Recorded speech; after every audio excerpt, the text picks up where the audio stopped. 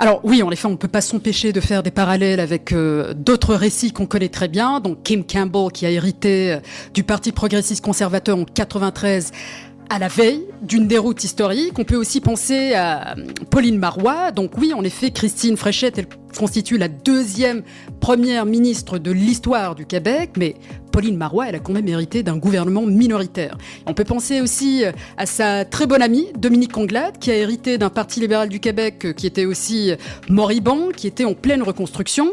Donc c'est sûr que oui, c'est un exploit symbolique à titre de femme, mais encore une fois, on se retrouve avec la falaise de verre, donc le destin d'un parti moribond qui se retrouve entre ses mains.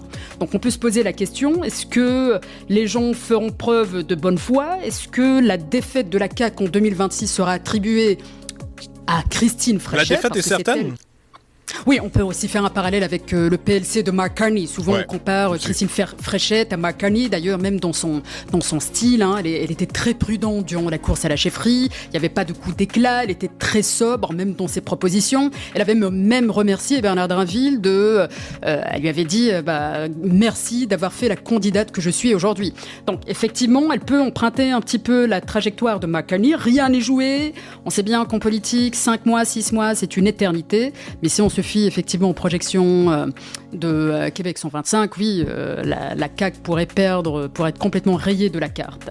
Là maintenant, ce qu'il lui reste à faire, c'est en 6 mois.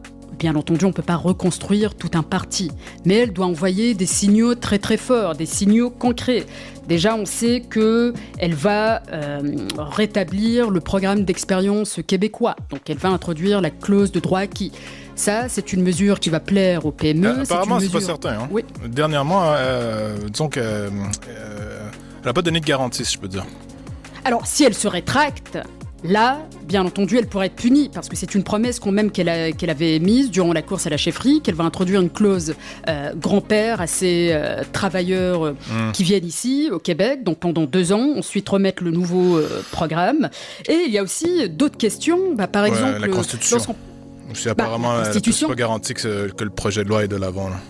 Exactement. Et puis, qu'est-ce qu'elle va promettre à Bernard Drinville? Parce que, premier défi, c'est... non, je ne pense pas, parce qu'elle ne veut pas s'aliéner non plus cette base nationaliste identitaire au sein de la CAQ. Cette base, elle existe. Donc il va falloir qu'elle promette quelque chose à Bernard Drinville, mais en même temps, elle veut s'inscrire dans la rupture. Donc c'est lui tend un dossier identitaire. Elle ne s'inscrit pas vraiment dans un vent de changement, parce que tous les projecteurs seront braqués sur Drinville.